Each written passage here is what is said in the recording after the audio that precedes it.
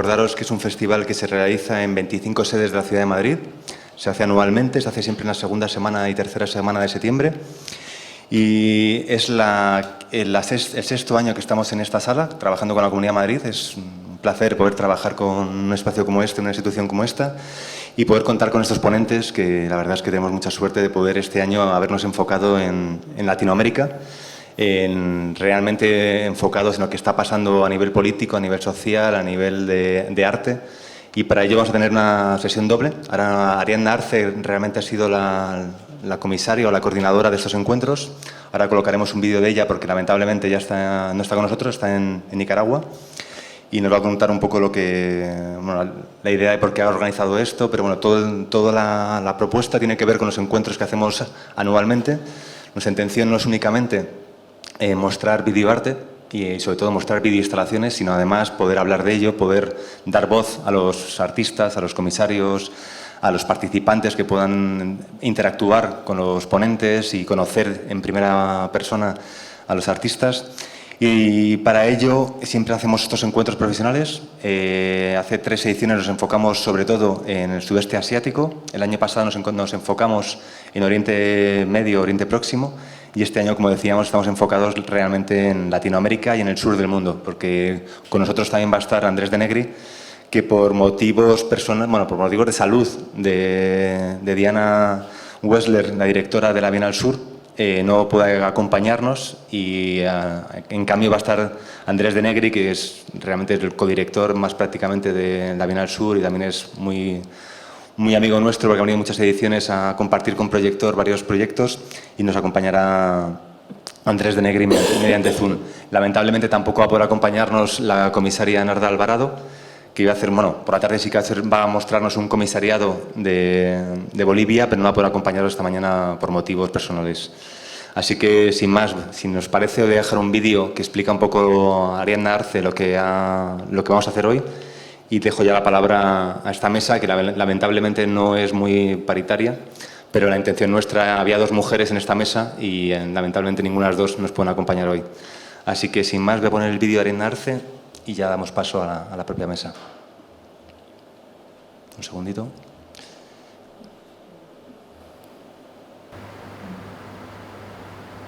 Ok, dentro de lo que es LAP, los laboratorios de arte proyector, tenemos unos 2 espacios que son los comisariados internacionales y los encuentros profesionales. La idea de estos espacios es poder acercarnos, crear lazos con otros contextos del mundo y poder ampliar la discusión y el interés sobre el videoarte.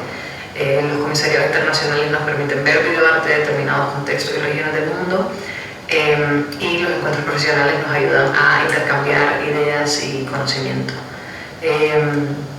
Ya sea con instituciones, con artistas, con comisarios, abordando diferentes perspectivas del mundo artístico, con sus diferentes repercusiones sociales, políticas, económicas, etc. Este año concretamente queríamos volcar la mirada a Latinoamérica. Creemos que ha habido unas convulsiones interesantes sociopolíticas concentradas en los últimos años en esta región, y nos pareció importante volcar la mirada nuevamente a Latinoamérica. Y queríamos hacer especial hincapié en países que no fueran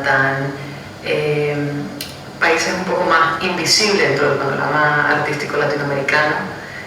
Nos parecía importante, ¿no?, como acercarnos a esos otros espacios donde también se produce videoarte y se habla muy poco. Entonces, tenemos por ejemplo el comisariado de Pancho López, que es un artista y comisario mexicano, que tiene una amplia investigación sobre el video performance centroamericano, y nos trae una propuesta, un comisariado sobre el videoarte centroamericano, recorriendo todo Centroamérica, desde Guatemala, desde el norte en Guatemala hasta el sur en Panamá. Luego tenemos a Narda Alvarado, que es artista e investigadora, también tiene un trabajo de investigación sobre la videografía en Bolivia y nos trae un comisariado sobre el panorama del videoarte boliviano. También tenemos a María Belén Moncayo, que es artista, investigadora y comisaria. Es la directora del archivo ANME, que es el archivo de nuevos medios de Ecuador, y también nos trae una propuesta sobre el videoarte ecuatoriano. Y a Fernando Moure, comisario y crítico de arte paraguayo, con mucha también experiencia en el videoarte, con vasta investigación al respecto. y nos trae también una propuesta sobre el videoarte paraguayo.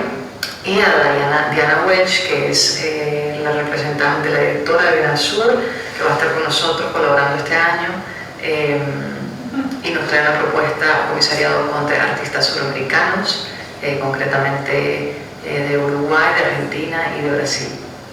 La idea es que estas personas también puedan estar dentro del espacio profesional, lo que le llamamos el encuentro profesional, que es la mesa de discusión, las ponencias, donde van a poder expandirse un poco más sobre su propuesta curatorial, su propuesta de los comisariados,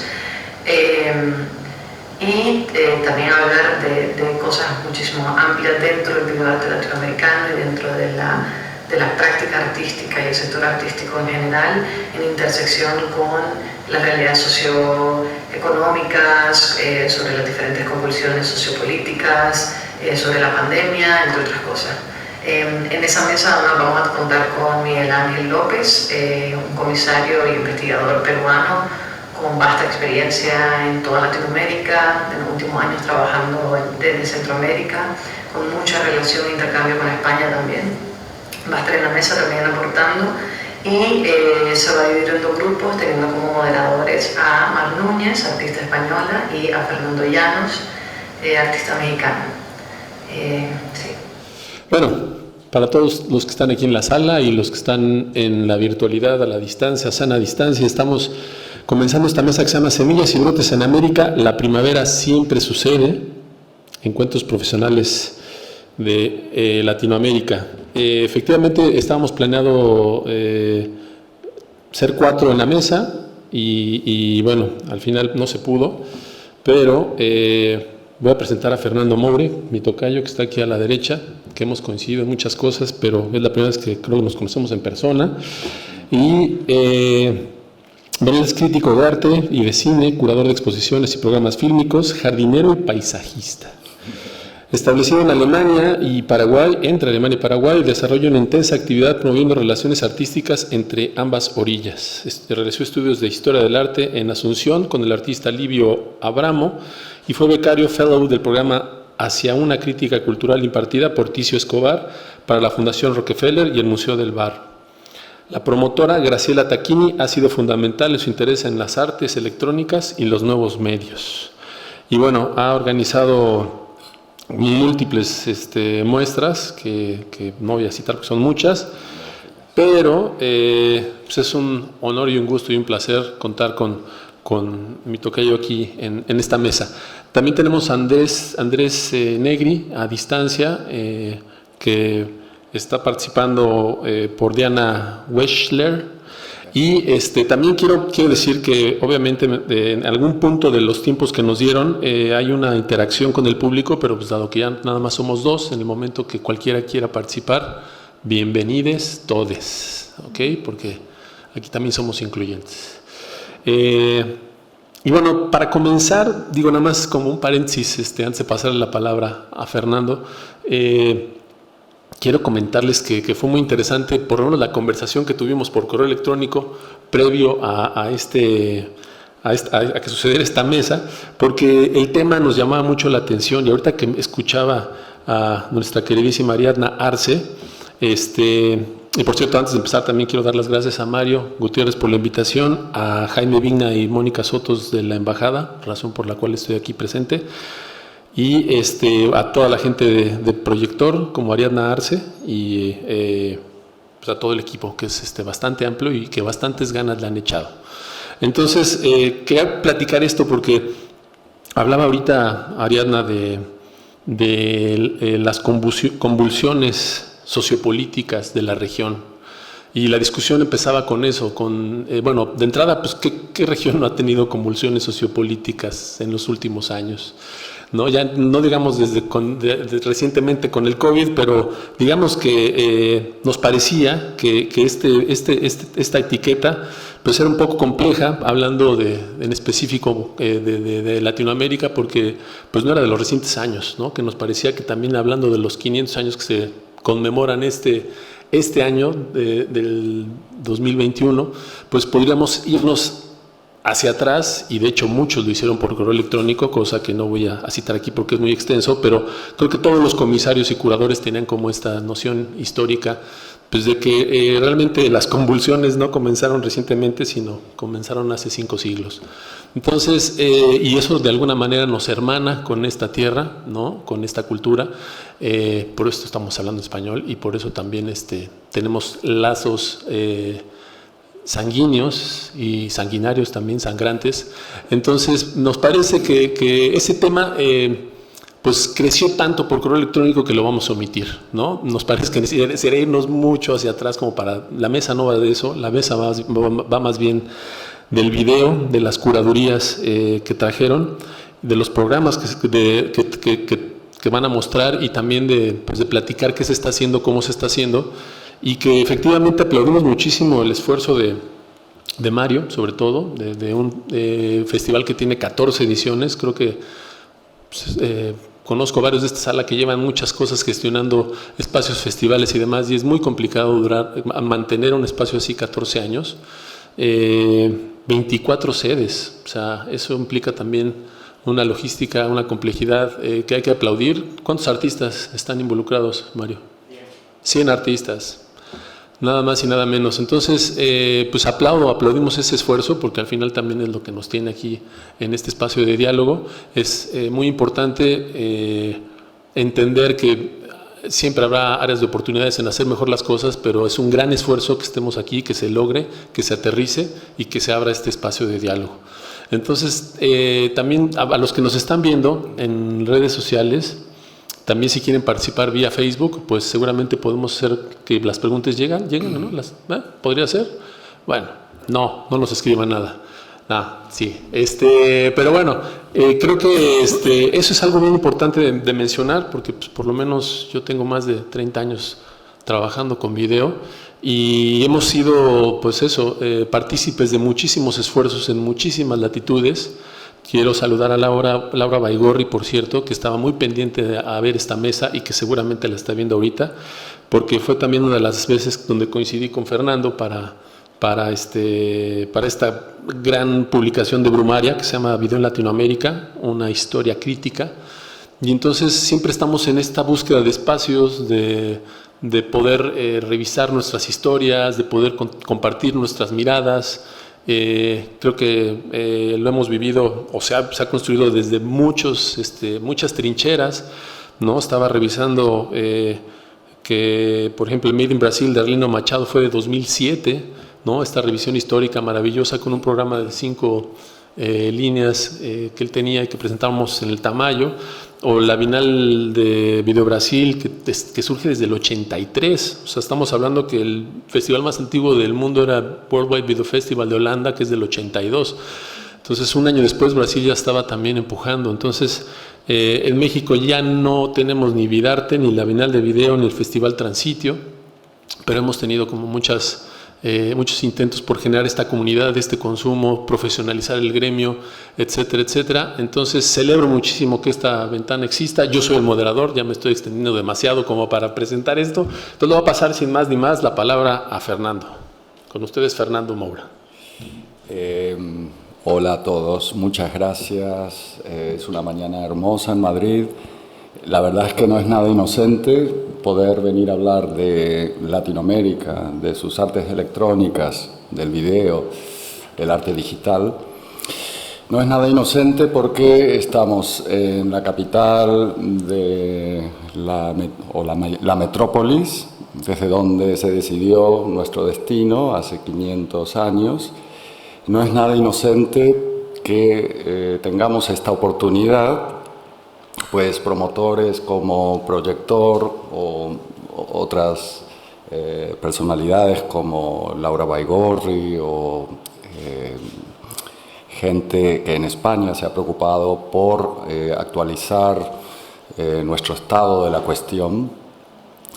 Y lo que yo quería venir a contarles simplemente es una historia muy subjetiva de las artes electrónicas en el Paraguay, vistas desde mi acción, desde mi hacer, que más o menos lo puedo datar en el año 1999, que es la fecha en que hay una pequeña revolución, una de las tantas en nuestros países, convulsos, y donde yo decido realmente dedicarme a la crítica de arte. Yo tengo una formación autodidacta y también, bueno, en instancias universitarias, pero básicamente esa revolución significó para mí pues, un cambio de vida. Yo participé en la misma, recibí una pequeña... Bueno, fuimos baleados, muchísimas personas allí, y casi al sentir la muerte tocándome los talones, pensé que el arte podía salvar nuestras vidas y hacerlas mejor. A partir de ese momento, arte y vida se mezclan en mi vida y decido prestar mucha atención y a acompañar a los artistas de mi tierra. Y sobre todo es unos años más tarde, en que migro a Barcelona, que conozco o me comienzo a interiorizar en el videoarte y las artes electrónicas.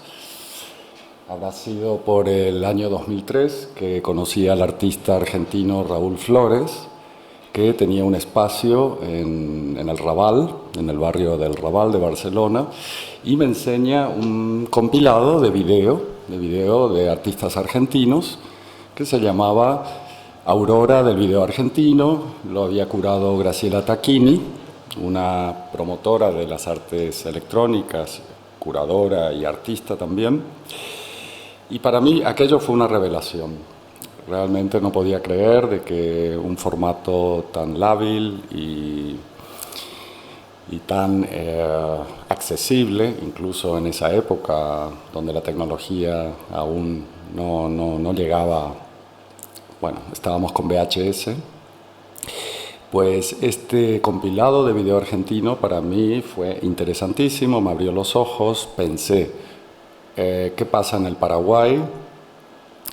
Y realmente me comencé a asomar a la escena paraguaya como promotor. Al volver de Barcelona organizo una muestra que tenía entre su horizonte el marcar una pequeña, breve historia del video en el Paraguay y las artes electrónicas. Bueno, fue una tarea de investigación, una tarea arqueológica, convertir formatos fílmicos de 8 y 16 milímetros. En algunos casos definitivamente no se trataba de videoarte, sino de cine experimental, pero asumiendo esta diversidad y sobre todo la carencia que en nuestro lugar con estas artes era casi una tarea titánica, ¿no? Entonces, para esta muestra convocamos a Graciela Tacchini, que como les dije, fue una gran inspiración, y ella llegó al Paraguay, realizó sus clásicas clínicas de videoarte y convocó a un grupo de personas que estaban realmente interesadas en el medio, si bien son artistas plásticos que utilizaban el video de manera transversal. Paralelamente a esta muestra, que fueron 20 años del video y del arte digital, hay que destacar un caso muy particular en el Paraguay, que es el de la cineasta Paz Encina, que ella ya en Buenos Aires, estudiando en la Universidad del Cine y con una sensibilidad muy artística, generaba trabajos de videoarte, el primer videoarte o la primera videoinstalación como la conocemos y que se llama Hamaca Paraguaya, y que sería nada más y nada menos que el origen del film, que en el año 2006 constituyó un hito, pues subsanaba 30 años de ausencia de historia fílmica. Entonces, el caso de Paz Encina es muy particular, pues ella desde Buenos Aires pensaba a su tierra y incluía situaciones como el tiempo y el espacio desde el lienzo blanco de la hamaca como referencia simbólica de paraguayidad. Bueno, luego vinieron otras experiencias, sobre todo con el Centro Cultural de España en Asunción, que por eso les decía, esta cita en Madrid no es nada inocente. España ha venido, en el caso concreto del Paraguay, apoyando muchísimo a las artes electrónicas en particular. Y también con el Instituto Goethe de Asunción hemos podido conseguir, bueno, un interés mayor, un desarrollo de programas fílmicos. Se da la situación que yo también vivo en Europa, entonces entre idas y vueltas pues siempre estoy generando estos intercambios, y ya sea con la cooperación cultural española o la cooperación alemana, pues este desarrollo de las artes electrónicas sin duda que van creciendo en nuestro medio. ¿Y de qué más podemos hablar? ¿Sobre situaciones sociopolíticas? No, yo creo que más bien platícanos de qué trajiste, ¿no? O qué tipo de programa, cuál fue o sea, los parámetros, ¿es histórico? ¿Hay algún perfil, hay algún tema en la selección? Sí. Bueno, el programa que presentaremos más tarde se llama Los trópicos son aún tristes, parafraseando a Lévi-Strauss. Quiero dar a entender de que realmente la violencia, la melancolía y un dejo de desesperanza sigue campeando y reinando en nuestra tierra. Es la verdad, bueno, no es un mirar a nuestras heridas y a nuestra situación en negativo, sería una puesta en abismo, pero lo que entendí es que realmente tenemos una dificilísima coyuntura, una transición a la democracia muy pesada, poco suave. Son 30 años después de la dictadura más larga de América Latina, donde pareciera ser que nunca llegamos a las mínimas metas de justicia social. Somos el tercer país exportador de soja del mundo, lo cual es un desastre absoluto, un desastre ecológico.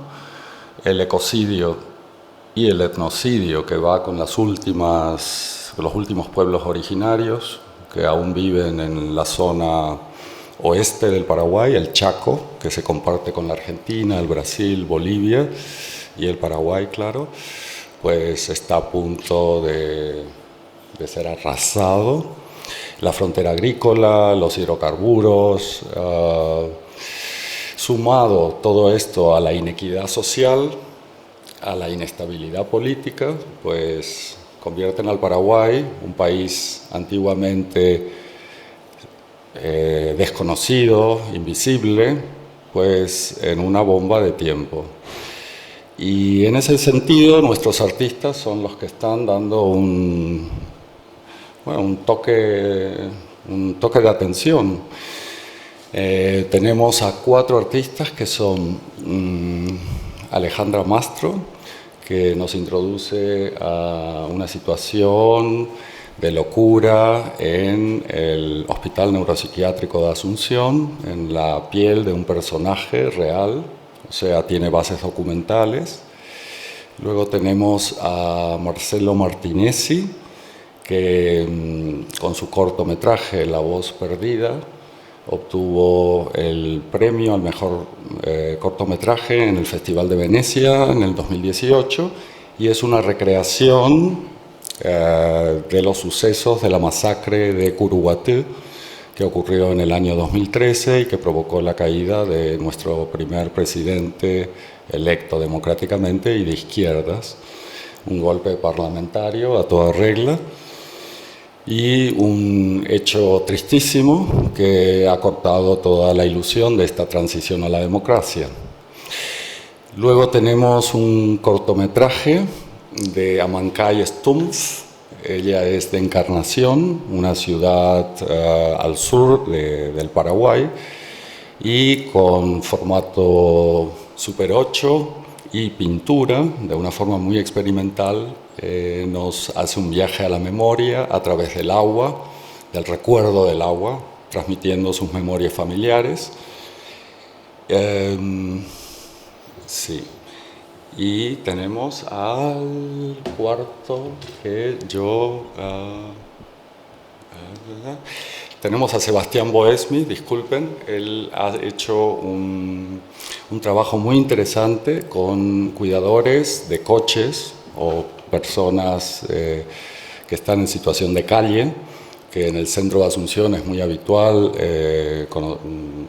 verlos. Y estos 4 protagonistas de su video han posado para él a modo de retratos vivos y Boesmi los llevó a su casa y los retrató en su mismo escenario. Son retratos muy, muy fuertes, silentes, y estas personas miran a la cámara, un minuto de duración cada uno, y luego en un proceso de edición de estos largos minutos que quedaron condensados en uno para cada uno, pues quedaron unas fallas técnicas que irritan con el sonido y con la distorsión de la imagen. Y finalmente, estos 4 trabajos tienen bases documentales, si bien con intereses muy, muy artísticos. El sonido, la imagen son muy pregnantes. Sin duda se trabaja con una tecnología muy, muy, muy precaria, pero es justamente esa especificidad low-tech lo que define estos trabajos. La excepción sería el cortometraje de Marcelo Martinezzi, que está realmente trabajado con una técnica muy, muy importante o destacable. Y sí, ese es el programa. Suena apetitoso. Bueno, vamos a pasarle la palabra, yo creo, a Andrés. ¿Cómo ves, Andrés? Nos cuentas un poco, pues, tu punto de vista conforme al título de la mesa y ¿ustedes traen programa también? Entiendo que sí. Presentarlo. Sí, entiendo que sí. Venga. Hay un programa propuesto desde Bienal Sur. Bienal Sur es un proyecto gigantesco, elefantiásico, que tiene su origen en la Universidad Nacional del 3 de Febrero.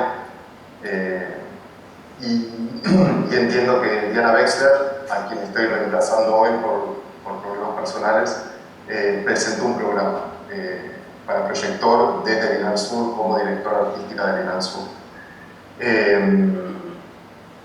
Estoy acá en este momento reemplazando a Diana y me enteré hace poquitas horas, y eso significa mucho menos de esas poquitas horas, porque acá en Buenos Aires es sábado a las 6:30 de la mañana. Entonces, la realidad es que, si bien tengo conocimiento que hay un programa, un proyector, no estoy interiorizado sobre el contenido.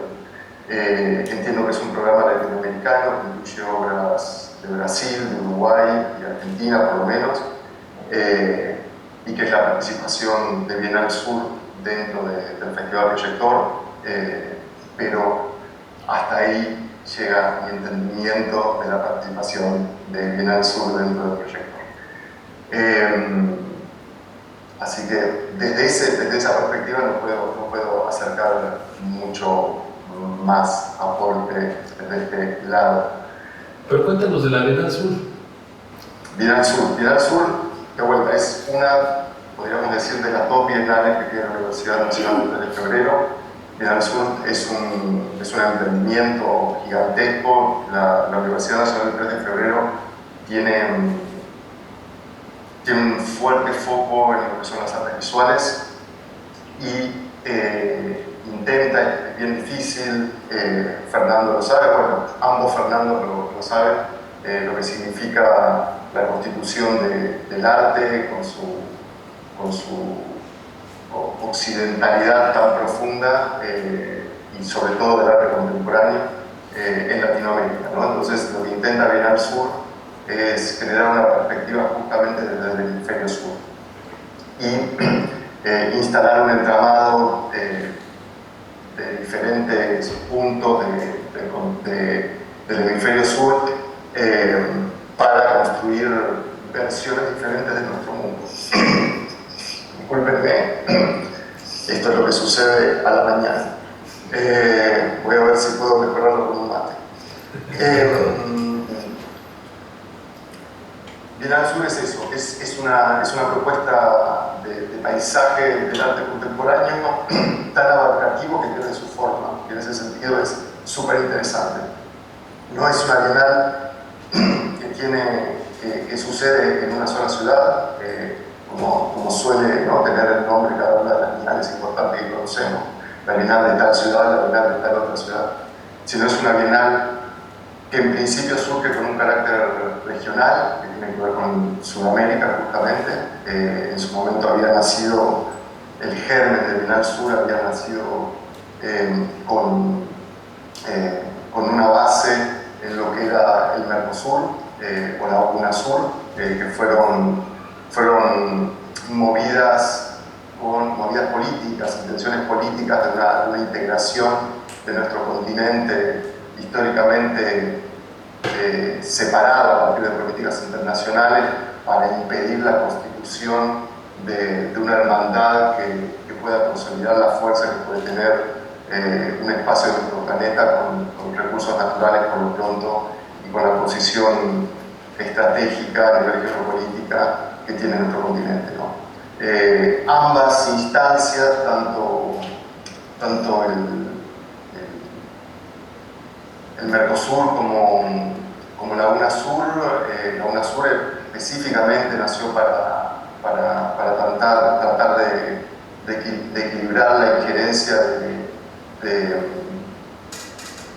las Naciones Unidas, perdón, no de las Naciones Unidas, la OEA, ¿no? Sobre nuestro continente, o sea, tener una articulación política, incluso de despliegue militar, humanitario, propio y no permitir mayores injerencias desde el norte en nuestros conflictos en cada uno de nuestros países. Bueno, fue obviamente destruida porque fueron movimientos que se dieron en un momento de nuestra historia de cierto esplendor progresista, se podría decir, ¿no? Un periodo que va quizás del 2002, 2001, acá con unas movidas en Argentina bastante fuertes, unas movidas populares que terminaron destituyendo al presidente de turno en el 2001, a Fernando de la Rúa, y que fue el prólogo de un proceso muy largo, de unos 6-7 presidentes en unos 3 meses, y finalmente un cierto orden recién llegado a partir del 2003. O sea, fueron 2 años de muchísimo caos. Ese es el origen de un momento, se podría decir, progresista en Argentina, que va acompañado también con algunas situaciones en el mismo sentido en Ecuador, en Paraguay, en Bolivia, en Brasil, en Uruguay. Todo eso fue rápidamente desmantelado, ¿no? A partir de la injerencia, obviamente, de las economías centrales, sobre todo de una economía central. En ese sentido, Bienal Sur lo que intenta es, esa fue la base original de Bienal Sur, disculpen, generar un panorama del arte contemporáneo desde una perspectiva del sur de América Latina, pero a partir de toda esta transformación que sufrió el movimiento progresista acá en Sudamérica, Bienal Sur se transformó en algo muchísimo más global, ¿no? Y de hecho hoy es un entramado de actividades inmenso, cuyo eje es en realidad lo que llamamos sur global.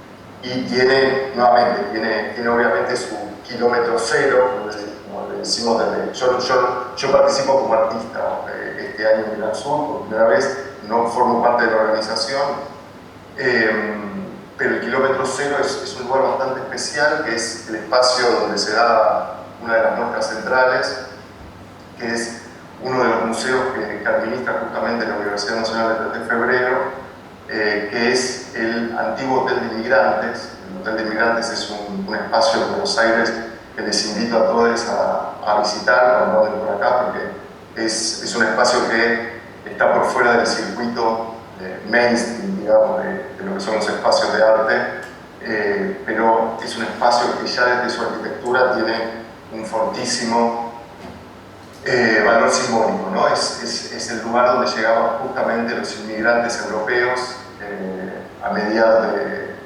durante la primera mitad, se podría decir, del siglo XX, en una oleada bastante multitudinaria desde Europa, a buscar una nueva vida, a buscar nuevas oportunidades en Argentina y en muchos otros países de Latinoamérica, ¿no? Pero en Argentina en particular estaba este espacio donde tenía en principio un fuerte corte sanitarista, ¿no? Es hotel, pero cuando uno lo visita, lleva el nombre de Hotel Inmigrantes, pero cuando uno lo visita se siente en un hospital, ¿no? Porque efectivamente lo que tenía era ese corte bien moderno, donde en realidad a los que ingresaban al país tenían una cierta cuarentena, digamos, de un discurso del buenismo. Se decía que bueno, podían vivir ahí durante un periodo que era cercano a un mes, pero en realidad se estaban refiriendo a una cuarentena para controlar cualquier tipo de epidemia, los vacunaban, los controlaban a todos esos inmigrantes. Y de hecho, muchas de nuestras familias, no la mayoría, como muchas veces tiende a pensar cierta burguesía blanca porteña de Buenos Aires, ¿no? De la federal, no la mayoría de las familias argentinas, pero sí muchas, fuimos encontrando ahí los papeles que marcaban el ingreso al país de nuestras familias. Ese es el espacio con toda esa carga simbólica, ese es el kilómetro cero, el espacio central de Bienal Sur, ¿no? Y desde ahí se replican en muestras no solo a lo largo de toda la Argentina, sino en muchos puntos de Latinoamérica también y de diferentes países del mundo. El Hotel de Inmigrantes o el Centro de Arte Contemporáneo, que en realidad la Universidad Nacional del 3 de Febrero, la UNTREF, tomó la administración de este espacio que estaba bastante abandonado y lo dividió en dos espacios, hizo cargo de una manera muy fuerte, con un proceso súper interesante de interpretación desde una perspectiva artística de lo que suponía todo el acervo de archivo de lo que es el Museo de los Inmigrantes, que está en ese Hotel de Inmigrantes. Se hizo cargo de eso por un lado, y por otro lado utilizó dos naves grandes de lo que es ese edificio, para hacer el Centro de Arte Contemporáneo. Entonces hay permanentemente ahí en todas las muestras un diálogo súper interesante en ese sentido, ¿no? Digo, el que llega, las personas que llegan al Museo del Inmigrante tienen la alternativa de ir visitando ambas muestras en particular, o sea, la muestra de turno en el Centro de Arte Contemporáneo y la muestra de turno en el Museo de la Inmigración. Entonces, en ese sentido, el diálogo en cada una de las propuestas es permanente. Lo interesante con esto, y ahora sí tiene un poco más que ver con mi participación en esta mesa, es que también en el Centro de Arte Contemporáneo, dentro del Hotel de Inmigrantes, es también donde desarrollamos en el 2012 la muestra central de la Bienal de la Imagen en Movimiento, que es otro emprendimiento que surge como institución madre, la Universidad Nacional del 3 de Febrero. A diferencia de Bienal Sur, es hiperespecífica, ¿no? Es como, bien, en vez de ser hiperabarcativa, ¿no? De desplegarse en el globo de una manera casi total, como es Bienal Sur, la Bienal de la Imagen en Movimiento focaliza en una práctica específica que obviamente es el uso de los medios audiovisuales en el arte moderno y contemporáneo. Y desde el 2012 venimos teniendo ahí la muestra central de lo que es la Bienal de la Imagen Económica. Yo he participado en esa Bienal hace algunos años, ahí estuve nominado, pero no sabía que era pariente de ustedes, qué interesante. Bueno, ahorita vamos a abrir el micrófono para ver si hay dudas o comentarios, o organizamos más un diálogo con los presentes, pero Mario me pidió también que participara, y como al igual que Andrés tampoco sabía que iba a participar, pero como faltaron dos de nuestras compañeras en la mesa, voy a platicarles un proyecto que no venía preparado, pero que de alguna manera creo que tiene que ver con el tema, o con estas iniciativas, o con estos espacios que se dan. Nosotros en México, ante estas voluntades de querer revisar qué es lo que sucede, y que por eso escribimos en el libro de Baigorri, con esta revisión de la historia del video en México, Sara Mitter escribió la parte de los 70s, 90s, yo me eché los 70s, 80s, y yo 90s y 2000s. Nosotros organizamos esta recopilación que se llama la Cooperativa de Arte en Video, y es la primera recopilación de videoarte mexicano con salida comercial. Tú esto lo puedes comprar en una librería, en un museo. Tenemos un par de copias que hemos movido, 2000 copias que sacamos hace un par de años, y todos lo seguimos moviendo, porque efectivamente pues, luego las publicaciones les hace falta como este material de ver los videos tal cual como son. Nos tardamos un par de años en conseguir que nos firmaran los artistas, pero creemos que tiene 27 de los mejores artistas del país. Pero ¿por qué menciono esto? Porque esta no fue como bueno, al final sí termina siendo como una curaduría, pero la manera en que lo hicimos fue mediante maratones, porque pues en México hay 120 millones de habitantes, y se nos hacía como pues que había que tener un modelo mucho más incluyente para poder revisar todo el contenido que se estaba generando en el país. Hicimos 2 maratones, uno en el Museo Tamayo, donde revisamos lo que estaba sucediendo en la Ciudad de México, y obviamente pues hay perfiles muy específicos. La Escuela de Artes Plásticas de Esmeralda tiene un perfil, la banda del performance tiene otro, la gente de cine, todos le dan como una aproximación diferente al medio, ¿no? Eso, bueno, a mí por lo menos es lo que me gusta del video, que es un medio del cual cualquier artista lo puede tomar y a darle un enfoque muy personal, muy diferente, depende de su disciplina. Y entonces logramos estas... ¿cuántas horas eran? Primero se me olvidó, pero bueno, eran como 7 horas de video, ¿no? Donde en el auditorio se estuvo pasando, tuvo una cifra récord de asistentes al museo, porque al ser tan incluyentes, y cada uno invita a 10 personas, pues eso fue la sala estaba todo el tiempo llena durante esas 7 horas, 8 horas, ya no me acuerdo cuánto tiempo fue. Y después repetimos el mismo modelo, pero aspirando a hacerlo más amplio en un festival de cine y en una sala de cine, y lo hicimos durante 13 horas o 12 horas, y tratando de revisar qué es lo que sucedía con video en todo el país, ¿no? Entonces eran pues, programas de media hora, hacemos bloques de media hora, y lo que hicimos fue efectivamente encontrar perfiles también por ciertos estados. Digo, hablando del video como por ejemplo, hablando de estas convulsiones sociopolíticas, pues en Yucatán, por ejemplo, hay un festival que se llama Video, Cine y Sociedad, donde muchísimos indígenas participan y usan el video como una herramienta, como un arma de denuncia, ¿no? Entonces graban el ejército, graban cómo les invaden sus tierras, ¿no? Y hay un uso pues muy politizado del medio.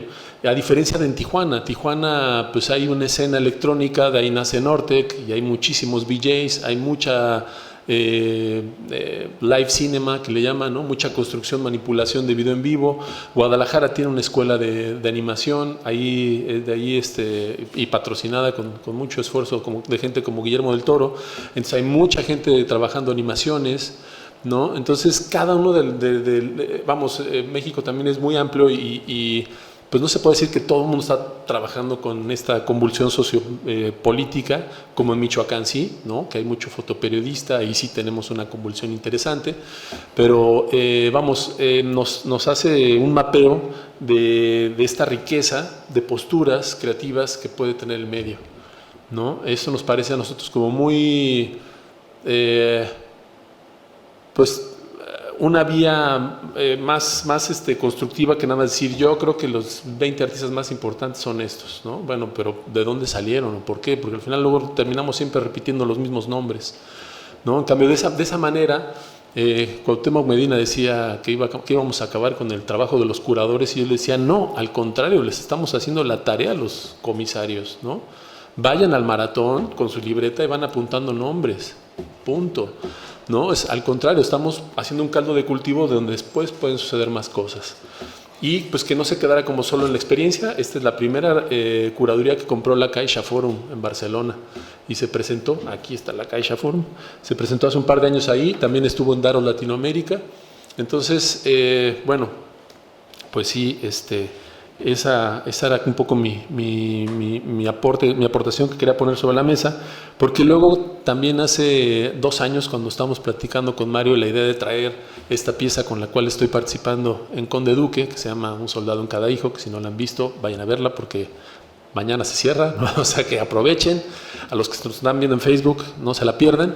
Y pues es un camión de Coca-Cola en llamas, ¿no? Que prenden los purépechas en Michoacán en 2016. Y bueno, esa convulsión yo la veía también hace, ¿cuántos? 2 años también en Barcelona, ¿o cuándo fue cuando quemaron también una cantidad de coches importantes? O en Francia, ¿no? Con las protestas también. Entonces, convulsiones y violentas, pues creo que suceden en todos lados. Y la pregunta es, ¿qué hacemos o qué se hace con ese tipo de material? Los creadores lo toman o se siguen viendo el ombligo, no sé, digo, todas posturas son válidas hoy en día, ¿no? Pero creo que eso es una visión muy personal de cada creador ante lo que sucede en su país, ¿no? Entonces, quería tejer como este puente para ponerlo sobre la mesa y pasar también el balón de este lado, porque también hay convulsiones de este lado. No sé si alguien quiera, de los que están en la sala, participar, comentar, que abramos un poco el diálogo, o Fernando o Andrés, si quieran comentar algo más. ¿Qué dicen? Yo quiero preguntar algo. Venga. Espérate, va un micrófono para allá.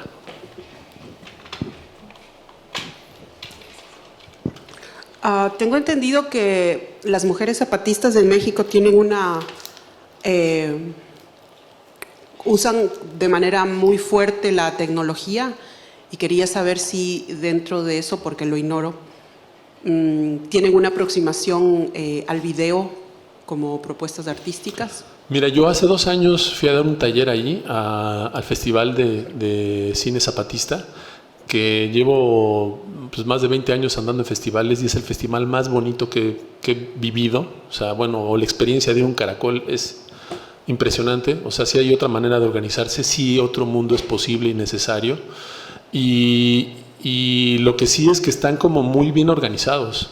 O sea, yo no sé si las mujeres zapatistas, pero hay una cosa, bueno, hay un colectivo dentro de ese ejército que se llaman los compas, y son todos los jóvenes que están como fogueándose con ese talento de primer nivel, porque van todos los mejores guionistas, todos los mejores directores, todos los mejores actores a ese festival, ¿no? Y ellos toman clase directamente con ese talento. Entonces, a mí me tocó como tener la chance de darles un taller en un día nada más, como muy express. Yo doy talleres con el móvil desde hace pues 15 años o más, y es un ejercicio, pues digo, que ya lo tengo muy dominado y es muy rápido, y tengo como muchas prácticas. Y para mí, que trabajo con colectivos también purépechas, fue muy sorprendente ver que tienen otro chip en la cabeza en cuanto a la conciencia del colectivo, ¿no? Los purépechas piensan primero en el bien común antes de sus intereses particulares. Eso lo tengo de hace años que llevamos trabajando en Michoacán, pero cuando llegué con los zapatistas, por ejemplo, el primer ejercicio que yo hago es que o sea, yo voy haciendo un ejercicio excéntrico que es yo, tú, él, nosotros, ustedes, ellos, todo a través de la cámara y de diferentes dinámicas. Entonces, lo primero, lo más sencillo es hacer un autorretrato, ¿no? Y yo les decía, bueno, pues hablen con su celular, grábense, digan qué opinan, qué es el yo, ¿no? ¿Qué es para ti el yo? ¿Qué te interesa? ¿Qué sé yo? Y hacían cosas colectivas. O sea, nunca ninguno agarró la cámara y se puso a hablar solo. Se ponían en grupo y trabajaban del yo en grupo, ¿no? Ese tipo de cosas para mí son muy interesantes porque pues, no están tan ensimismadas como nosotros. Entonces, el uso de tecnología no es que se vea a flor de piel, no llega si tienen un chorro de computadoras, pero pues sí tienen su página y sí actualizan y sí tienen como toda esta dinámica. Y yo lo que vi de los jóvenes es que por lo menos están como muy prendidos, estaban con las cámaras, o sea, sí tienen equipo y sí están como en esa dinámica de hacer y aprender. Y yo creo que es bien importante participar de esa manera con esas comunidades, como de esa manera pues vas, compartes tu conocimiento y luego que ellos descubran su voz, que ellos hablen de sus intereses. Gracias. De nada.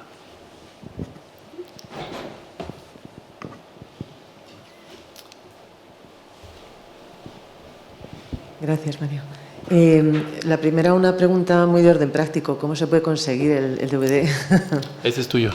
Joder, qué suerte. Muchas gracias. De nada. De todos modos, aprovecha y hace un poco de publicidad y dinos cómo se puede conseguir el DVD. El DVD, pues digo, lo vendemos en México. Acá no hemos traído copias, pero bueno, encontramos la manera de si pagan el envío y el costo del DVD, con mucho gusto se los mando. info@fllanos.com. Muy bien, eso, muchas gracias. Y luego esto es como una especie de cuña publicitaria que parece que es disonante con el espacio en el que estamos, que es interesante por sí mismo, pero justo en estos días tenemos la suerte y la mala suerte de que se ha solapado un programa en torno a la gira zapatista por Europa, y que está promovida por el Reina Sofía junto con el IRI, el Instituto de Investigación de Imaginación Radical, y justo precisamente hay un pequeño programa de proyecciones de cine indígena en el Reina Sofía que se ha producido esta semana, pero que va a tener una repetición de las sesiones la semana que viene, con lo cual a lo mejor se puede buscar un hueco para poder contemplar ambos programas, el de Proyector y el del Reina. Y en La Corrala, que es un museo etnográfico que hay en la calle Carlos Arniches, en el barrio de El Rastro. Lavapiés. Lavapiés El Rastro. En realidad esto es la parte del rastro. Esto es una vieja discusión local, pero esa es la parte del rastro, no de Lavapiés. Lavapiés queda del otro lado. Y en este museo pues hay como una pequeña muestra de cine zapatista, muy pequeñita, pero muy micro, pero con 3 o 4 piececitas que yo he visto como muy de pasada y tengo todavía pendiente, porque precisamente en esta semana he estado más pendiente de Proyector, pero que a lo mejor, pues si tienen un ratín, es también una cosa para establecer un diálogo con lo que hablemos hoy y con lo que veamos esta tarde. Claro que sí.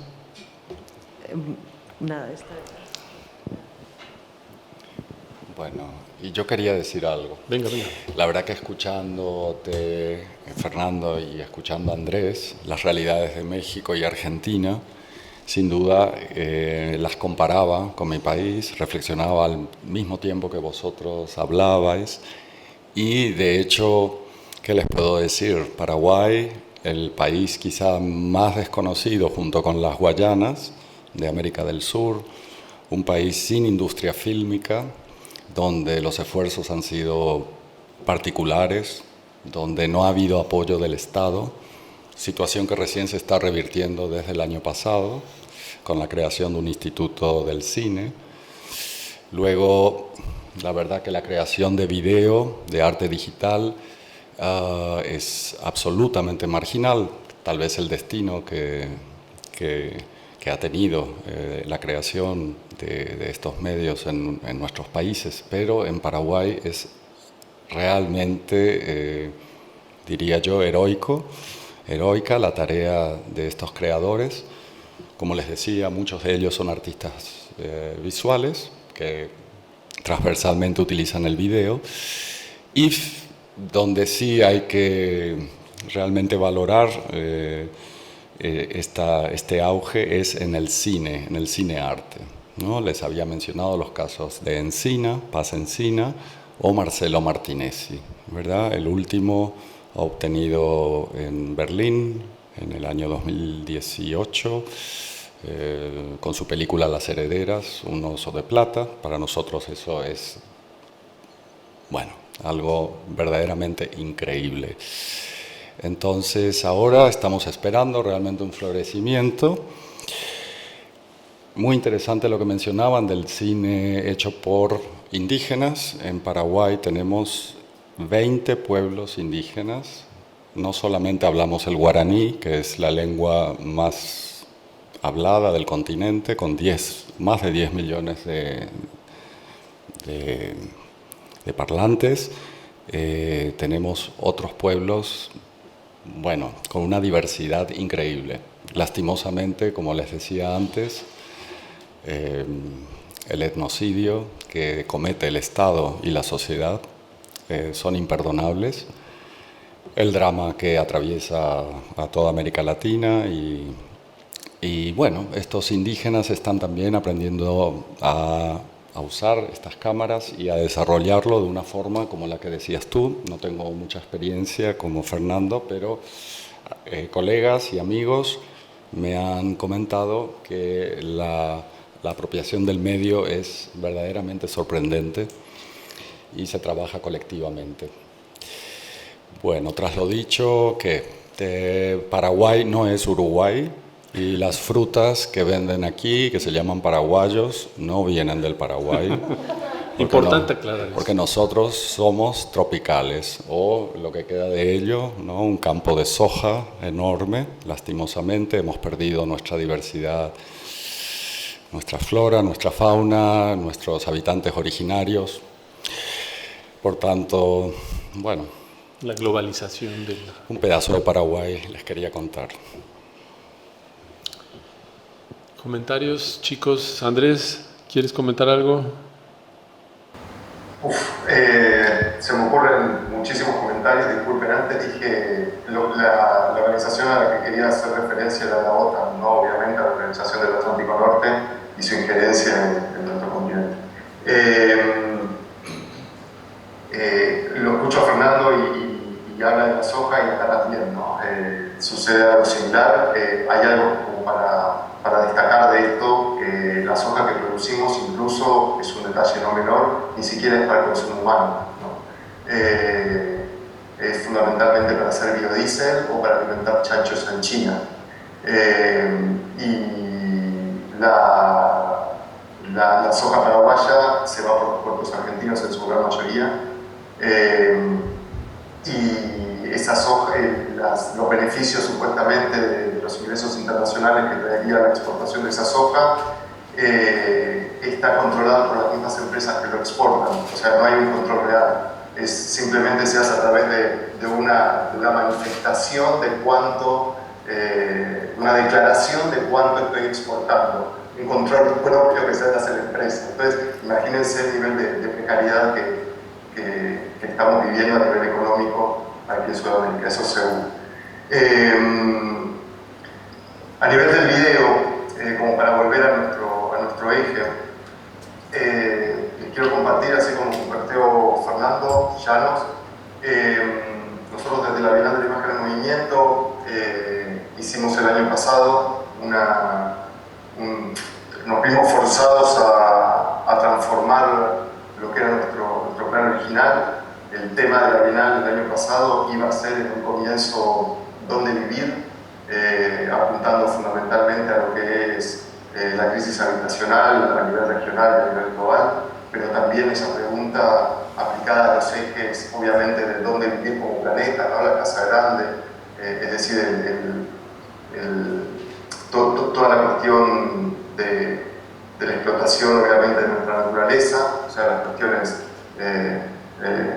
de la ecología vinculadas a la economía, y por otro lado, obviamente, dónde vivir como sociedad, ¿no? Dónde vivir a nivel constitución política, ¿no? Lo que organiza nuestro espacio. Eso se fue rápidamente, digamos, un año de investigación se fue rápidamente disolviendo a medida que avanzaban las restricciones que imponía la pandemia, y tuvimos que cambiar nuestro proyecto a un proyecto colaborativo online, no presencial. La Bienal de la Imagen en Movimiento suele tener como 3 patas.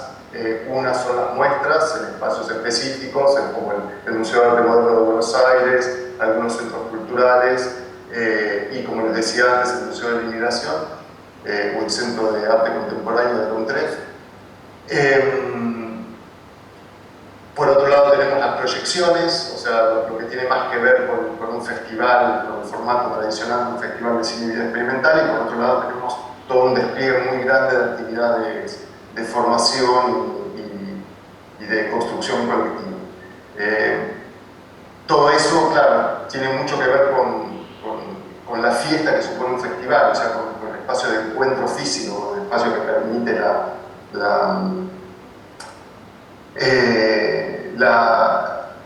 el encuentro directo entre los cuerpos, ¿no? El plan inmediato, irnos a tomar algo luego de una inauguración, ¿no? Encontrarnos casualmente en una muestra, la posibilidad de congregar a diferentes colegas de diferentes partes del mundo en un mismo espacio. Y para eso, con Gabriela Golder, que es la otra directora de la Bienal de la Imagen en Movimiento, decidimos hacer un proyecto, un gran proyecto de construcción colectiva, colaborativo, que se llamó Mirarnos a los Ojos. Mirarnos a los ojos, volver a, ¿no? Porque nos dimos cuenta que, por un lado, aparecía algo con el impedimento del encuentro presencial, físico, que nos imponía la pandemia, que se empezaba a articular una nueva relación. Nosotros, cuando empezamos a contactar a los artistas y a este territorio afectivo que también supone nuestras prácticas profesionales, nos reencontrábamos con un montón de colegas que a lo largo de los años habían participado en nuestra Bienal, y eso activaba mucho un contacto que antes estaba un poco relegado, ¿no? Que era este tipo de posibilidades de lo telemático, de lo no presencial, ¿no? Si pensamos en la transformación que trajo la pandemia a nivel las instancias de educación, por ejemplo, ¿no? Digamos, la educación a distancia siempre fue considerada como de segunda clase, y hoy las universidades ya las tienen instaladas, ¿no? Como parte de la práctica central a partir de lo que supone la pandemia. Al menos eso está pasando en Argentina, donde todo el sistema universitario está volviendo a una propuesta mixta, ¿no? Entonces, desde ese lugar, con Gabriela nos dimos cuenta que se activaban lazos afectivos y profesionales a partir de este posicionamiento en primer plano de lo telemático. Pero por otro lado, existía la imposibilidad del otro, ¿no? de la inmediatez, de la espontaneidad, y de este contacto profundo que supone mirarse a los ojos, ¿no? Las pantallitas estas, si bien nos permiten acercarnos en un montón de sentidos, y yo lo celebro, la verdad es que es una herramienta que antes no estábamos considerando en sus virtudes, también tiene muchísimos impedimentos, ¿no? Y uno de esos impedimentos es ese contacto tan potente de poder compartir no solo un tiempo, sino un espacio, de lo que supone poder festejar o celebrar la inmediatez que propone, que habilita ese compartir un espacio, ¿no? Y ese compartir un espacio con Golder lo simplificamos o lo metonimizamos en ese gesto de poder mirarnos a los ojos, ¿no? De ese contacto profundo, de ese anclaje de complicidad que puede generar ya no la palabra, ya no la comunicación con la imagen en un sentido general, sino con algo que está más allá de la palabra y de la comunicación en un sentido de la lengua.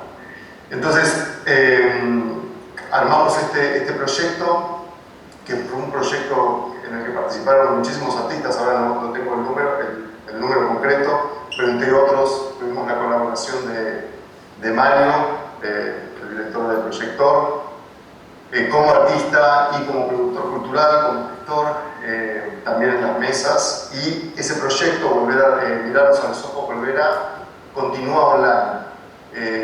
Así que si quieren visitarlo, pueden hacerlo. Les comparto. Pueden ingresar a la página de la BIM, de la Bienal de la Imagen en Movimiento, BIM, y ahí directamente cliquean mirarnos a los ojos. Hay un link directo, obviamente, y ahí lo que van a tener es una plataforma con un universo bastante rico de producción global, un fuerte foco en Latinoamérica, como tenemos históricamente en la imagen del movimiento. Si quieren, si puedo compartir pantalla, no sé si puedo. Ahorita lo logramos. Ok. Les puedo mostrar un poquito si es de interés, ¿no? Pero bueno, entiendo que uno de los ejes de esta muestra, uno de los ejes temáticos de esta muestra era justamente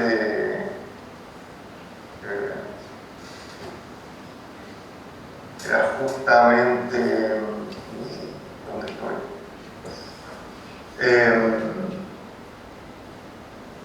También el cimbronazo que supuso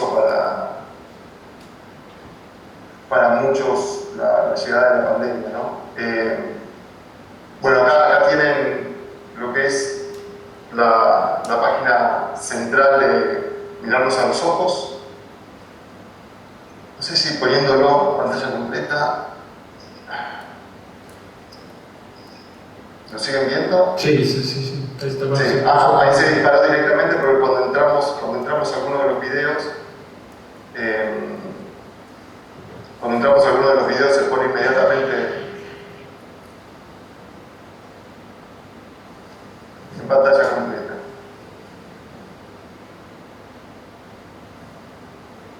Bien, lo que tenemos acá es un sistema de navegación, es muy simple, son muchísimos videos que se articulan uno detrás de otro y tenemos la posibilidad de una navegación en 4 ejes, que es mirar al cielo, en el sentido, durante el momento del confinamiento que en muchos países se instaló a partir de la pandemia, teníamos esta cuestión de necesitar, básicamente, no poder, como decía, mirarnos a los ojos, pero además no poder salir a mirar, ¿no? Entonces, desde la ventana podíamos mirar al cielo, que para muchos era nuestro contacto más directo con la naturaleza, ¿no?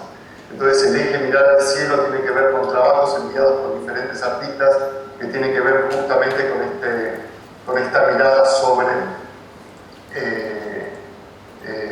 la naturaleza.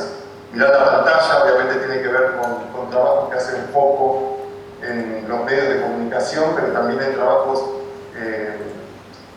cuyo carácter estético es fuertemente visual. Mirar hacia adentro obviamente tiene que ver con trabajos, con obras en video que tienen un fuerte carácter autorreflexivo y autorreferencial. Y mirar por la ventana tiene que ver con trabajos que obviamente tienen que ver con ese mirar hacia afuera, pero mirar hacia afuera sobre todo en un sentido social, ¿no? Mirar qué les pasa a los otros, a las otras personas, a los otros, en esta singularidad, en esta situación tan singular que vivimos durante los confinamientos debidos a la pandemia. No vamos directamente a trabajos en sí, podemos hacerlo desde el menú. Hay un menú donde uno puede visitar los recorridos directamente por artistas, por recorridos curatoriales, diálogos entre diferentes artistas dentro de la misma plataforma. Pero lo central, en la navegación central, nos da siempre un video de inicio, que es el que aparece en el centro, y después estas direcciones para poder articular ese video de inicio con algún otro video. Entonces la invitación es a sumergirse y poder navegar en este océano audiovisual en diferentes direcciones, ¿no? Por detrás, esta página tiene una programación sumamente compleja, donde cada uno de los videos tiene un sistema de tagueo, de referencias por etiquetas, y con lógicas porcentuales de cómo vincular cada una de estas etiquetas con otro video, ¿no? Bueno, les dejo ahí, están invitados a visitarlo cuando quieran. Es un gran panorama también de reflexión sobre la creación audiovisual en los tiempos de pandemia que nos están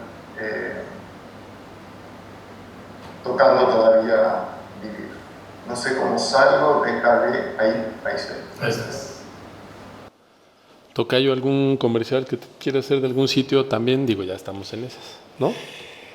Hay una iniciativa creada hace 2 años por la curadora bilbaína Estíbaliz Sádava.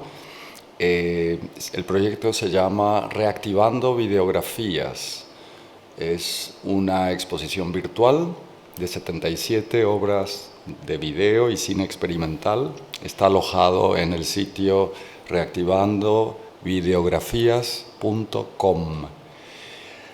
Esta exposición virtual también tiene una correspondencia física que será en Roma, en la Academia de España en Roma y en los centros culturales de España en Latinoamérica. Y es básicamente un proyecto compilador de videoarte y cine experimental latinoamericano, chicano, diáspora chicana, España, Italia y otra ex colonia española, Guinea Ecuatorial. Es un proyecto fantástico. Por Paraguay están representados 3 artistas, Alejandra Mastro, Paz Encina y Sebastián Boesmi. Entonces, les invito cordialmente. Está México, está Argentina, con gente de Rosario, de Buenos Aires, de Córdoba. Bueno, es un proyecto fantástico, está nuevamente realizado con el apoyo español y bueno, está fantástico. Se pueden cargar los videos con muchísima rapidez, no sé cómo han logrado eso. ¿Tú sabes de ese proyecto, Fernando? No, pero suena, ya se me antojó. Y para todos los que están ahí en su casa o desde Facebook escuchándonos, pues para que no se queden con ganas de ver nuevos materiales, nuevos contenidos. Está increíble la recomendación. No lo conocía, ya lo conoceremos. Comentarios en la sala, ¿alguien quieren abrir? Sí, le pasamos. Bueno, simplemente como quedan muy poquito tiempo de conversación, ahora dejo la palabra a Mar, pero sí me gustaría no dejar de enfocarnos un poco en qué está pasando ahora mismo. Los artistas, los comisarios, están reaccionando con lo que está pasando políticamente, socialmente en las calles. Habéis hablado que los indígenas están tomando las cámaras, que la gente está tomando las cámaras, pero ¿hasta qué punto no es más activismo que trabaja con vídeo? O al revés, son videoartistas que trabajan con activismo, tema de política, arte política, cómo está reaccionando en Argentina o en el sur del mundo, en México, en Paraguay. Sí me gustaría como dejar un poco esta pregunta a vosotras para que podáis contestar y luego dejo la palabra a Mar también. Hay una película hecha el año pasado, un largometraje documental, un documental de creación de la directora paraguaya Aramí Ulión. Ella trabajó con un indígena que ha aprendido a usar el video y también poseedor de un archivo en cassettes, un archivo fonográfico. Este señor es el protagonista de su film. El film se llama Apenas el Sol y fue estrenado el año pasado.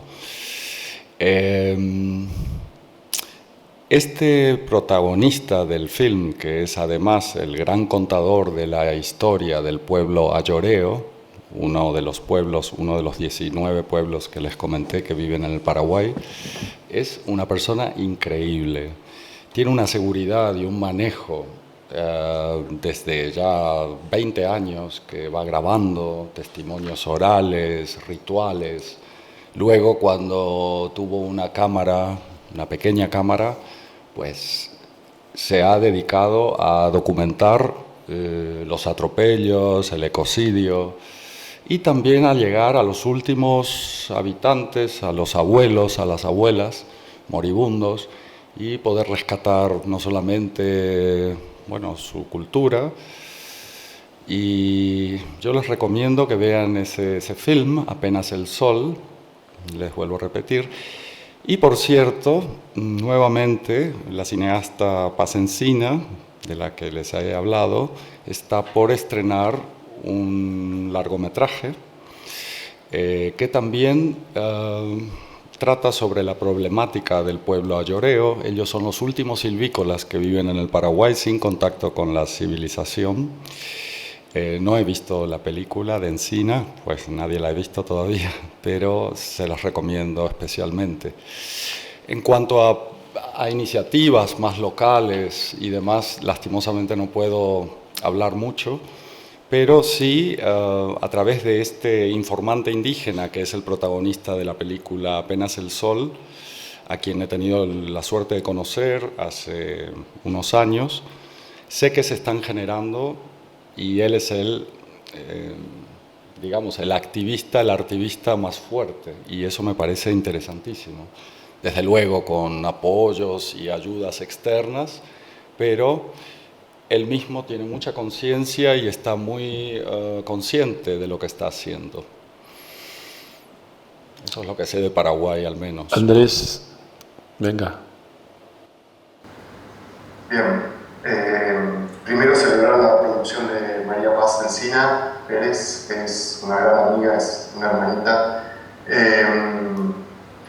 Participó varias veces en la Bienal del Marca del Movimiento. Su mirada es siempre súper interesante y plenamente poética. Y en ese sentido, en relación a la pregunta de Mario, me interesaría salir de las singularidades, ¿no? de las producciones artísticas y quizás acercar una apreciación limitada, porque obviamente tiene una perspectiva personal, pero que me interesa mucho en la actualidad de lo que es el video. De lo que es el video y de lo que es obviamente el arte contemporáneo o el video en el arte contemporáneo. Y sobre todo en su relación con lo que tiene que ver con los movimientos sociales y sobre todo algunos estallidos en nuestros países sudamericanos. Hay algo que está más vigente que nunca, que es esa eterna discusión, ese pensamiento fundante sobre los medios masivos de comunicación que plantea Benjamin y que en ese texto ultravisitado, que es la obra de arte en la época de su reproductividad técnica, y contestado por Adorno, ¿no? en ese capítulo maravilloso de dialéctica de la ilustración, que es la industria cultural, y cómo esa discusión se actualiza hoy más que nunca, ¿no? Atravesado también por textos específicos de nuestro hacer, como las ideas anarco-libertarias, tecno-anarco de Jim Yambla, tecno-utópicas de Jim Yambla, del cine expandido, ¿no? Yo creo que muchas veces el arte se caracteriza, sobre todo históricamente, desde que aparece el video de la década del 60 por su contrahegemonía, ¿no? por plantear un fuerte carácter contrahegemónico. Y en ese sentido se genera una fortísima paradoja, que es la contrahegemonía justamente genera un apartamiento marcado de las grandes masas populares, ¿no? Y hoy es indiscutible que cualquier youtuber tiene muchísimas más visitas, no solo, obviamente, que cualquier museo, que cualquier centro cultural, que cualquier página web. Nosotros celebrábamos que en la BIM, que en la Bienal de Imagen y Movimiento, habíamos tenido 10.000 visitas, como un grandísimo, excesivo logro. Y la verdad que las visitas que tiene cualquier youtuber en cualquier dirección, ¿no? Desde manifestaciones que tienen que ver con la cultura pop hasta incluso instancias más de activismo, de militancia política directa, está abrumado frente a los medios hegemónicos hoy, frente a lo que es la televisión, ¿no? Digamos, ¿qué generación ve hoy televisión? ¿Qué rango etario ve hoy los programas de noticias, ¿no? A los que tanto miedo les tenemos por ser justamente manejados por los ámbitos de poder. Pensando en lo que es específicamente el video.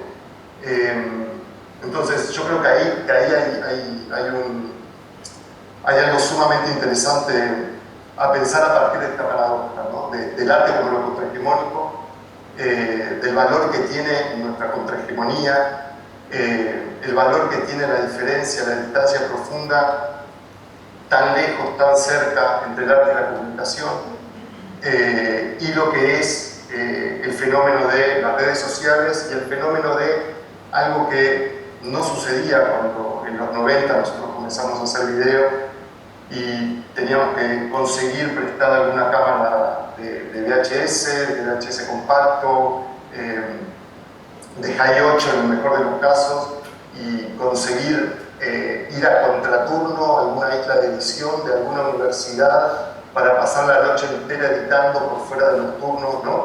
para poder llegar a nuestro pequeño video e intentar insertar ese pequeño video de vuelta, de una radicalidad formal extrema y contrahegemónica, insertar ese video metiendo un VHS en un sobre para mandarlo, ¿no? por correo a otro país para que quizás entre en un festival de video, a lo que es hoy YouTube, ¿no? A lo que es hoy, no solo YouTube, a lo que es hoy TikTok o a lo que es hoy Instagram, y antes que eso, ¿no? A lo que supone que todos tengamos en el bolsillo una herramienta para producir, editar y distribuir video, ¿no?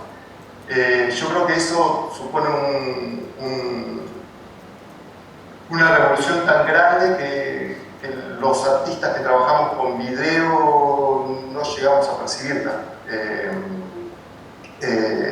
No llegamos a percibir sobre todo el cambio en el absoluto que genera esto, ¿no? El video, incluso la periódica desaparición del término videoarte, ¿no? Por un lado es súper interesante porque se legitima efectivamente como soporte dentro de las prácticas artísticas, es decir, pasa a ser video, ¿no? Ya no necesita agregarle, ¿no?